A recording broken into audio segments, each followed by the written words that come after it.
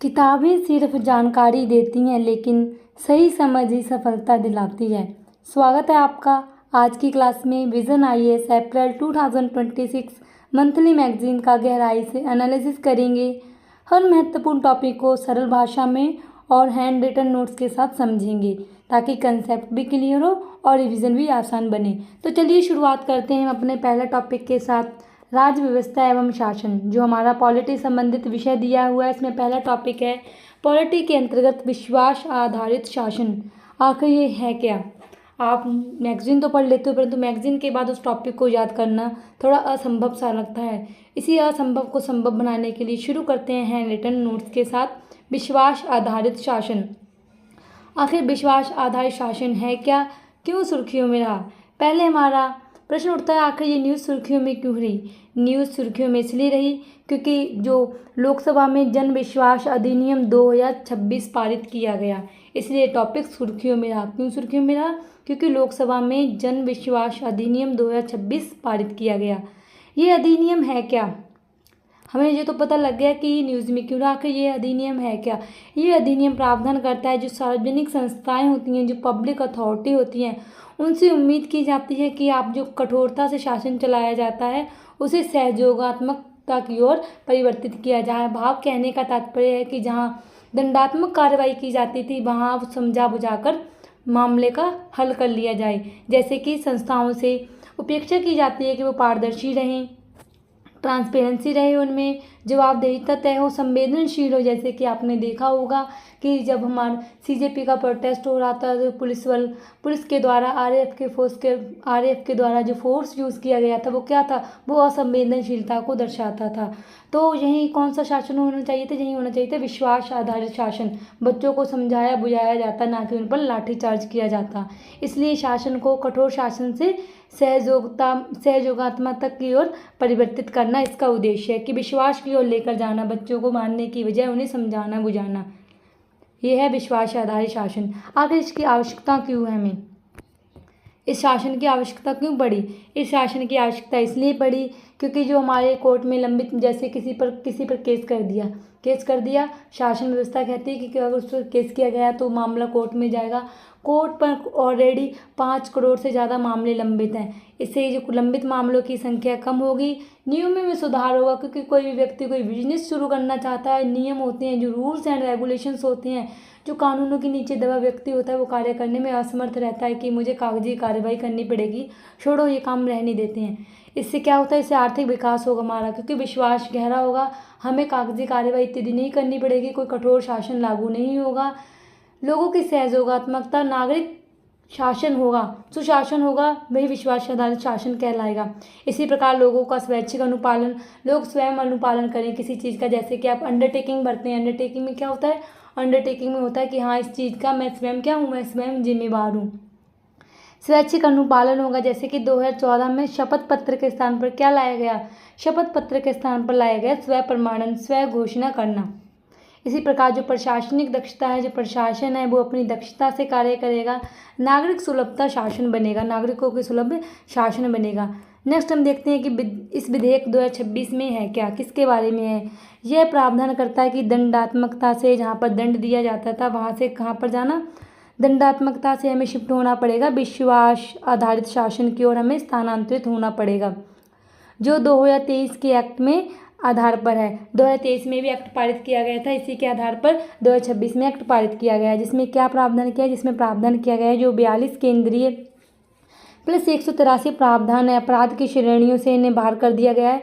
कुछ अपराध जहाँ पर आपको क्या होता था, फांसी इत्यादि की सज़ा जहाँ पर होती थी, वहाँ पर कम करते हुए उम्र कैद कर दिया। जहाँ पर आपको 2-3 साल की सज़ा होनी थी, उसे कम करते हुए आपके ऊपर जुर्माना लगाया जाता है। इसी प्रकार का प्रावधान किया गया है। इसी प्रकार जो 23 मंत्रालयों के 79 केंद्रीय अधिनियम है, उन प्रावधानों का संशोधन किया गया है कि इन्हें अब क्या करें? इन्हें समाप्त कर दिया जाए, अपराध की श्रेणी से बाहर निकाल दिया जाए। होप आप समझ चुके होंगे विश्वास आधारित शासन होता क्या है। इसमें प्रोसेस को कौन सा फॉलो किया जाएगा, इसमें प्रोसेस जो चरण अपनाए जाएंगे कि पहले किसी व्यक्ति को परामर्श देना, उसे सलाह देना, यदि वो उसके बाद नहीं मानता है तो उसे चेतावनी देना कि अगर आपने ऐसा किया तो आपको सज़ा मिलेगी। अगर चेतावनी देने के बाद भी वो कृत्य दोबारा दोहराता है तो उसे दीवानी दंड देना। इस प्रकार का चरण जब प्रोसेस फॉलो किया गया है। नागरिक सुलभ शासन बनाना मुख्य इसका मूल गहनता से जुड़ा क्या भाव है। नेक्स्ट इसमें प्रावधान देखिए, प्रावधानों का क्या करना है, इसमें कौन कौन से प्रोविजंस किए गए हैं। इसमें प्रोविजंस किया गया है कि अपराधों का निरपराधीकरण करना। 100 से ज़्यादा जो मामले थे जहाँ पर जेल हो सकती थी वहाँ पर बदल कर क्या कर दिया, वहाँ पर बदल कर जुर्माना कर दिया गया है।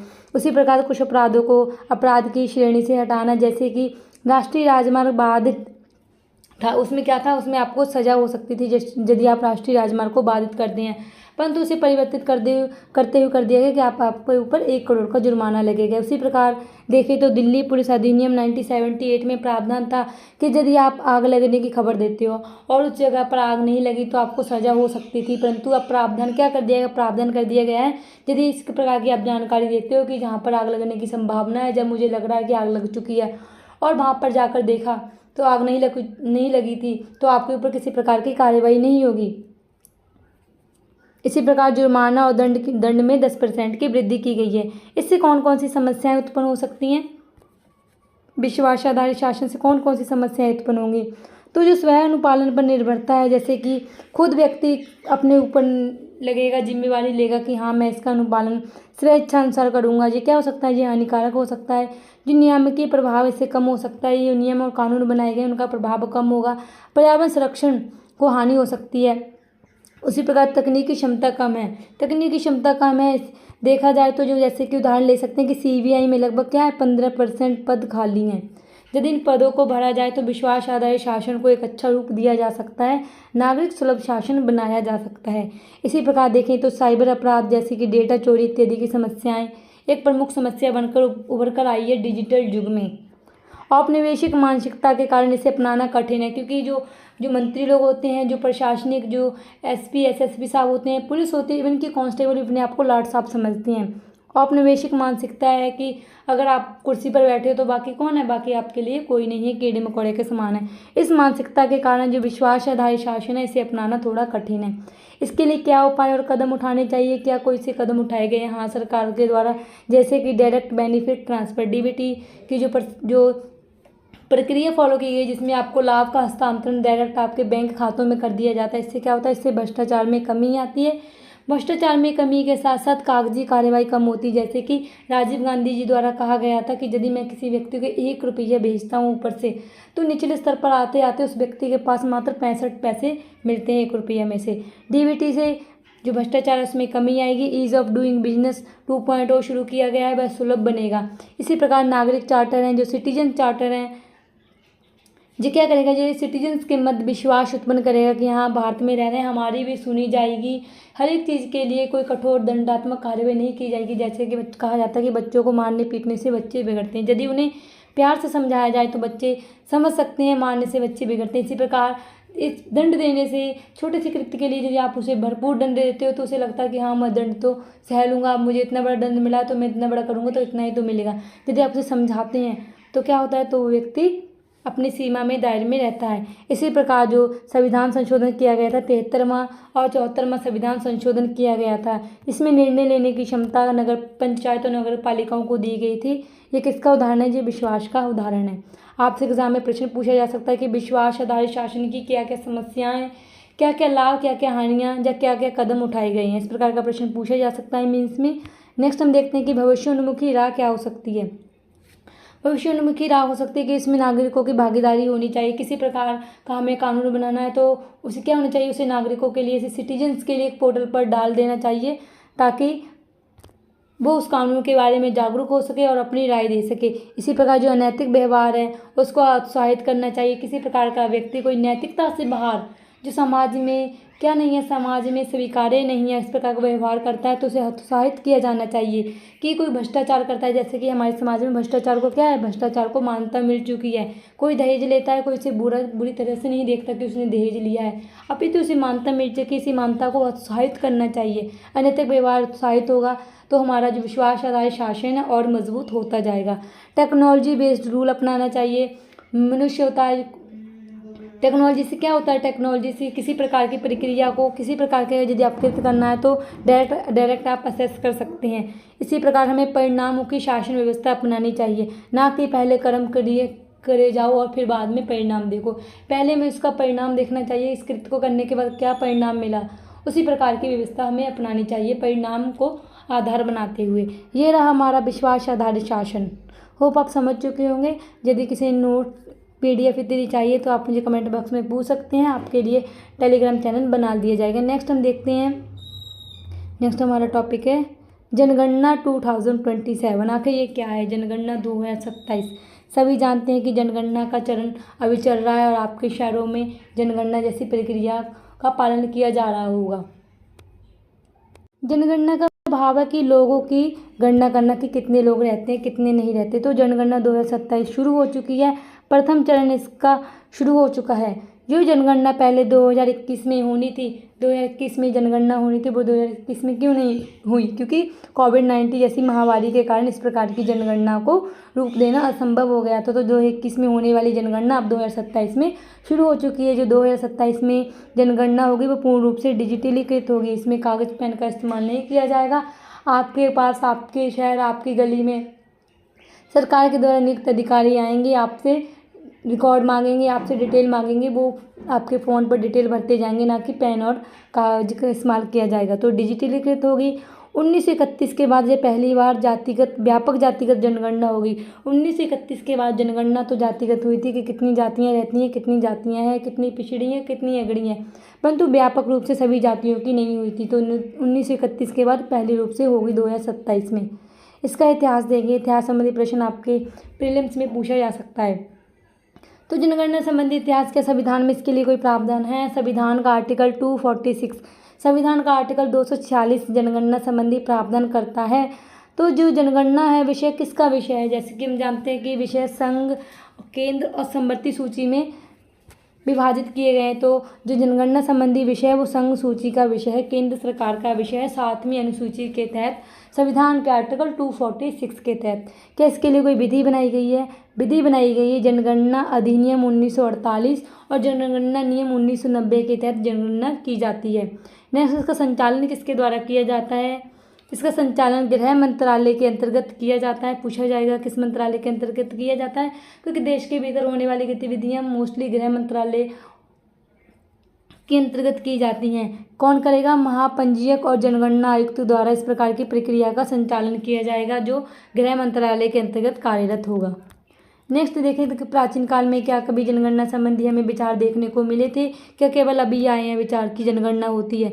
नहीं, देखा जाए तो प्राचीन काल में भी जनगणना संबंधी हमें उल्लेख देखने को मिलता है। जैसे कि ऋग्वेद में कौटिल्य के अर्थशास्त्र, कौटिल्य ने अर्थशास्त्र नामक की पुस्तक लिखी थी। अर्थशास्त्र नाम की जो पुस्तक लिखी थी कौटिल्य ने, क्या वो अर्थशास्त्र पर आधारित थी? नहीं, अर्थशास्त्र की पुस्तक लिखी थी वो राजनीतिक शास्त्र पर आधारित थी। इसलिए कौटिल्य की पुस्तक में जो राजनीतिक शास्त्र पर आधारित थी, अर्थशास्त्र नाम की पुस्तक, उसमें जनगणना संबंधी विचार मिलते हैं। जैसे कि टैक्स लगाया जाएगा, किन लोगों पर टैक्स लगाया जाएगा, यहाँ पर हमें जनगणना संबंधी विचार मिलते हैं। मध्यकालीन भारत में देखें तो मध्यकालीन भारत में अकबर के समय अब्दुल फजल की कृति में आईना एकबरी में हमें जनगणना संबंधी विचार देखने को मिलते हैं, क्योंकि आपसे प्रश्न में पूछा जाएगा, इस प्रकार के प्रश्न पूछे जाते हैं।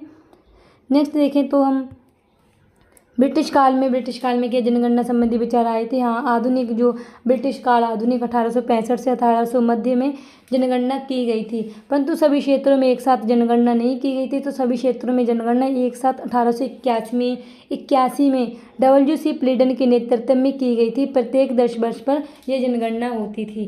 ब्रिटिश काल में क्या था, 1865 से 72 के मध्य जनगणना की गई थी, परंतु सभी क्षेत्रों में एक साथ नहीं की गई थी, जैसे अभी की जा रही है 2027 में। तो प्रथम बार एक साथ कब की गई थी? ब्रिटिश काल में। जो आधुनिक भारत में प्रथम बार 1881 में की गई थी WC प्लीडन के नेतृत्व में। इसका महत्व क्या क्या है जनगणना का? नीति निर्माण में मददगार होगी, क्योंकि हमें इससे पता लगेगा कितने लोग अमीर हैं, कितने लोग गरीब हैं, उनके लिए नीतियाँ बनाना, किस प्रकार नीतियाँ उनके लिए मददगार हो सकती हैं। उसी प्रकार महिलाओं के आरक्षण के लिए महत्वपूर्ण है। जो नारी शक्ति वंदन अधिनियम लाया गया है, उसमें आरक्षण संबंधी जो प्रावधान किया गया उसके लिए बहुत अति महत्वपूर्ण है। इसी प्रकार जो स्वास्थ्य वृद्धाजन देखभाल का पुनर्गठन किया जाएगा, जो भी सेवाएं दी जा रही हैं, हमें इस जनगणना से पता लगे कितने लोग क्या स्वस्थ हैं, कितने लोग वृद्ध हैं, उनके लिए किस प्रकार की नीति, किस प्रकार की स्वास्थ्य योजनाएं चलाई जाएंगी। उसी प्रकार हमें नगरीकरण का आकलन होगा। इसका महत्व हमारे लिए इस प्रकार हो सकता है जनगणना का। परंतु महत्व के साथ साथ चुनौतियां कम नहीं हैं। चुनौतियां कम कैसे नहीं हैं? जैसे कि उत्तर दक्षिण तनाव कैसे? उत्तर भारत में सभी जानते हैं जनसंख्या दक्षिण भारत से ज़्यादा है। तब जो परिसीमन किया जाएगा, परिसीमन क्या होता है? चुनाव क्षेत्रों का बंटवारा करना। चुनाव क्षेत्रों का बंटवारा किया जाता है जनसंख्या के आधार पर। क्योंकि दक्षिण भारत में जनसंख्या कम है उत्तर भारत के मुकाबले, तो उनका लोकसभा में क्या हो सकता है? लोकसभा में प्रतिनिधित्व कम हो सकता है, इसलिए उत्तर दक्षिण तनाव उत्पन्न होगा। डेटा चोरी ऐसी समस्याएं उत्पन्न हो सकती हैं।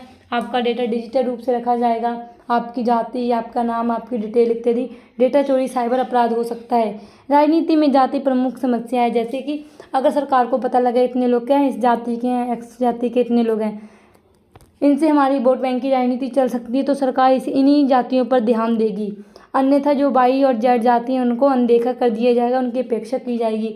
अल्पसंख्यकों की अनदेखी हो सकती है। इसी प्रकार भेदभाव जैसी समस्याएं उत्पन्न हो सकती हैं। नेक्स्ट हम देखते हैं एनसीईआरटी। आखिर एनसीईआरटी क्यों सुर्खियों में रही? एनसीईआरटी संबंधित विवाद आप देखते होंगे यदि आप डेली न्यूज़ पढ़ते हैं।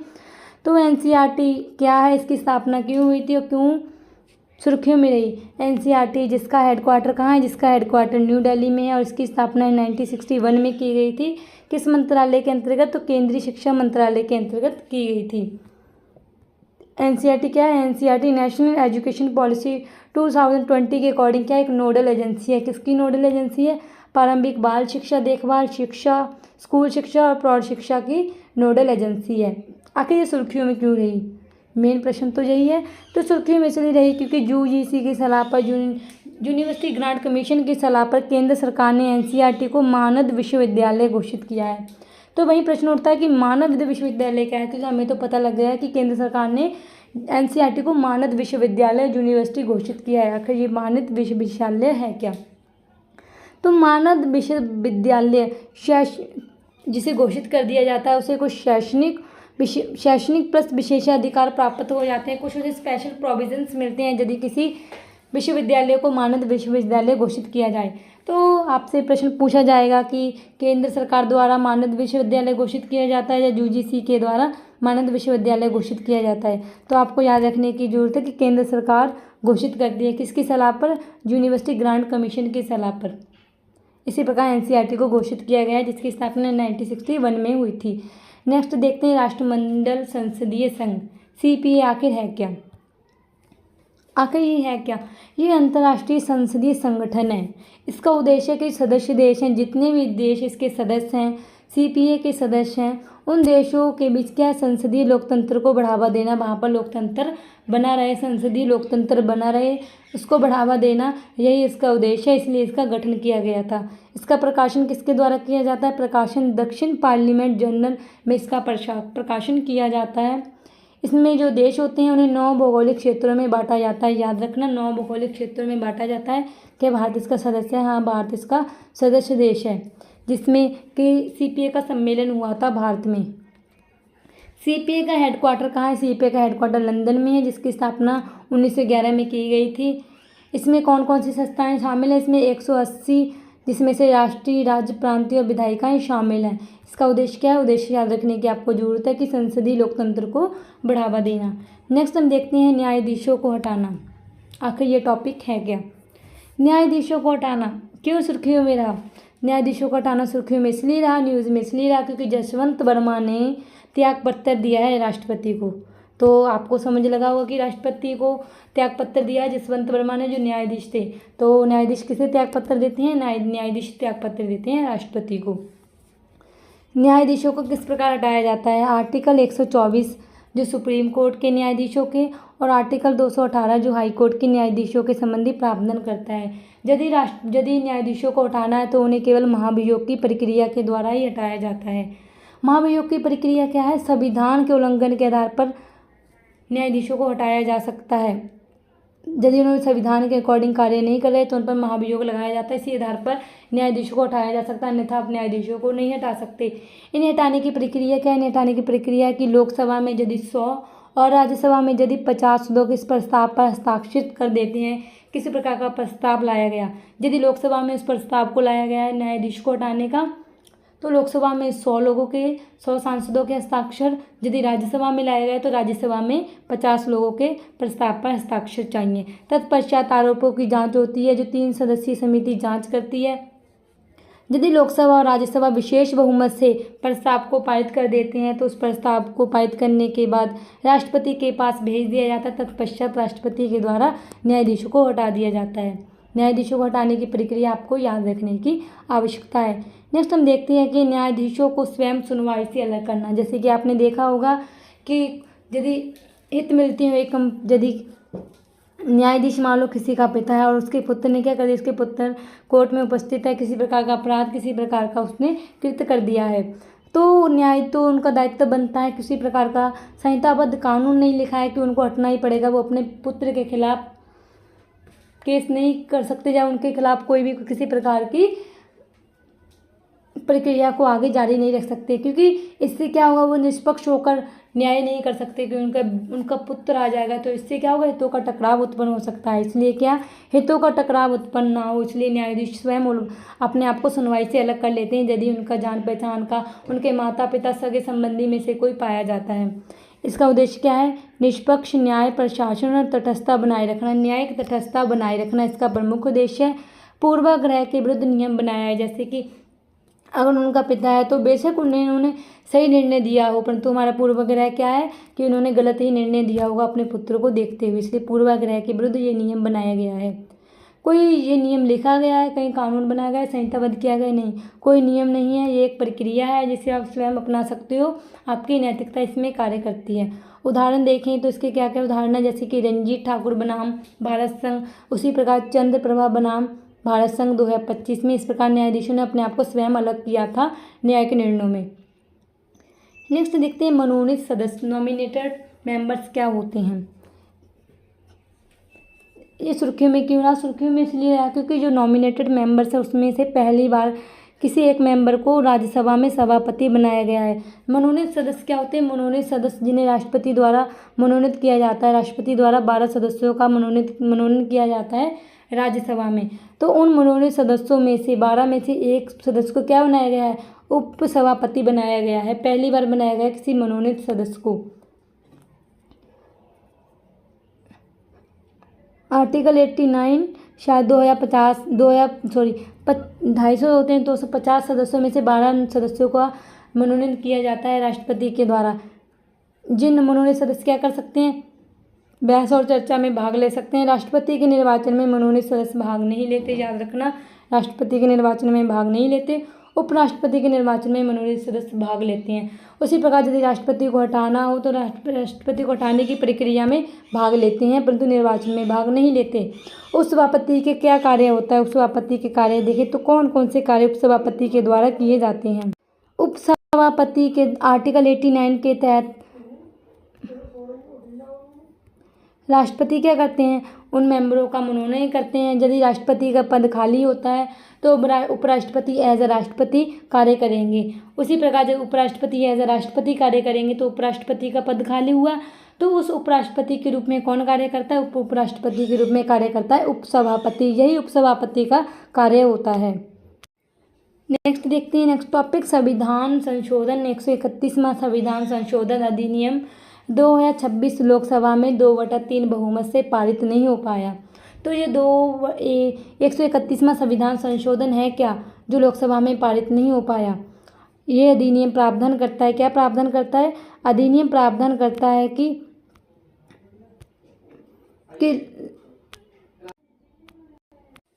ये प्रावधान करता है कि लोकसभा में 543 सीटें हैं उसे 850 करना, मतलब लोकसभा में सीटों को बढ़ाना 131वां संविधान संशोधन प्रावधान करता है जो पारित नहीं हो पाया। इसमें जो 815 सीटें राज्यों के लिए और 35 सीटें यूटीज़ के लिए, ये आपके लिए इम्पोर्टेंट नहीं है क्योंकि प्राप्त जो संशोधन है वो पारित ही नहीं हो पाया, तो लागू क्यों होगा। इससे यदि पारित हो जाता तो क्या होता, जो आरक्षण का प्रावधान किया गया था उसका मार्ग प्रशस्त हो सकता था। 106 में संविधान संशोधन के माध्यम से प्रावधान किया गया था। उसी प्रकार 82 में जो आर्टिकल 82 है उसके तीसरे प्रावधान को हटाने का प्रावधान करता है, उसके तीसरे प्रस्ताव को हटाने का प्रावधान करता है कौन, 131वां संविधान संशोधन। 131वां संविधान संशोधन आर्टिकल 82 के तीसरे प्रस्ताव को हटाने का प्रस्ताव करता है। तो इसमें है क्या, तीसरे प्रस्ताव को हटाने का प्रावधान करता है, तो तीसरे प्रस्ताव में है क्या, यह प्रावधान, तीसरा प्रस्ताव क्या प्रावधान है, अनिवार्य करता है कि अगला परिसीमन अभ्यास वर्ष 2026 के बाद आयोजित पहली जनगणना के बाद किया जाएगा। मतलब 2026 के बाद जो आयोजित जनगणना होगी 27 में, उसके बाद परिसीमन किया जाएगा, इसका प्रावधान करता है, जो अभी नहीं हो पाया। नेक्स्ट देखें तो ये संशोधन लाया क्यों गया था, इसलिए लाया गया था क्योंकि 2011 की जनगणना के आधार पर जो दक्षिण और पूर्वोत्तर राज्यों के प्रतिनिधित्व को कम कर सकता है। तो उसके बाद परिसीमन का मुख्य इसमें क्या है, मुख्य इसमें बोलबाला है। तो परिसीमन है क्या, परिसीमन का गठन किया जाता है। अभी तक 4 परिसीमन बने हैं। परिसीमन जो रिपोर्ट देता है उसकी बाध्यकारी होती है, इसमें किसी प्रकार का संशोधन नहीं किया जाता। परिसीमन है क्या, परिसीमन मान लो ये हमारा रहा भारत, ये क्या करता है, ये राज्यसभा लोकसभा सीटों के केंद्रों का बंटवारा करता है। जैसे कि इस राज्य में इस क्षेत्र में इतनी जनसंख्या रहती है तो वहाँ एक लोकसभा सीट होगी, इस क्षेत्र में इतनी जनसंख्या रहती है तो क्षेत्रों का बंटवारा करता है। इसका गठन केंद्र सरकार के द्वारा किया जाता है। अध्यक्षता किसके द्वारा की जाती है, अध्यक्षता इसमें सुप्रीम कोर्ट या हाई कोर्ट के, सुप्रीम कोर्ट के वर्तमान या पूर्व न्यायाधीश इसकी अध्यक्षता करते हैं। नेक्स्ट इसमें मुख्य देखें तो दिल्ली, पुडुचेरी या जम्मू कश्मीर में भी परिसीमन लागू हो चुका है। ये रहे हमारे टॉपिक। नेक्स्ट हम अपने लास्ट टॉपिक की ओर बढ़ते हुए देखते हैं। केंद्र सरकार ने ऑनलाइन गेमिंग संवर्धन और विनियमन नियम 2026 अधिसूचित किए गए हैं। मतलब केंद्र सरकार ने गेमिंग के लिए कुछ नियम अधिसूचित किए हैं 2026 में। क्या है, इसका प्रधान मंत्रालय कहाँ है, एनसीटी दिल्ली में इसका प्रधान मंत्रालय है। 6 सदस्य होंगे, इसमें 6 सदस्य होते हैं जिसकी अध्यक्षता MEIYT के अपर सचिव करते हैं। MEIYT क्या है, केंद्रीय इलेक्ट्रॉनिक और सूचना प्रौद्योगिकी मंत्रालय के अपर सचिव के द्वारा इनकी अध्यक्षता की जाती है, याद रखना अनिवार्य है। इसका कार्य क्या है, इसका कार्य है कि जो ऑनलाइन मनी गेमिंग्स होती हैं उनकी सूची तैयार करना। ऑनलाइन मनी गेमिंग्स फ्रॉड इत्यादि को बढ़ावा देती हैं, पैसे इत्यादि को लूट लिया जाता है गेमिंग के माध्यम से। जो 2025 में नियम बनाए गए तो उसको रूपरेखा प्रदान करता है। 2026 में जो नियम अधिसूचित किए गए हैं इसमें क्या प्रावधान करता है, ये करता है मनी गेम को रोकना, वित्तीय और मानसिक नुकसान होता है उसका बचाव करना, गेमिंग नवाचार हब बनाना, गेमिंग को नवाचार हब बनाना, ना कि भ्रष्टाचार को या मनी फ्रॉड को बढ़ावा देना। इसी प्रकार ई स्पोर्ट्स व सुरक्षित विकास उन्मुख वातावरण प्रदान करना ताकि आप ऑनलाइन खेल सकें परंतु आपके लिए वो किसी प्रकार की मानसिक या वित्तीय नुकसान का कारण ना बने, इस प्रकार की रूपरेखा प्रदान करता है। तो सरकार के द्वारा नियम बनाए गए ऑनलाइन मनी गेमिंग पर निगरानी रखना, मूल भाव इसका यही है।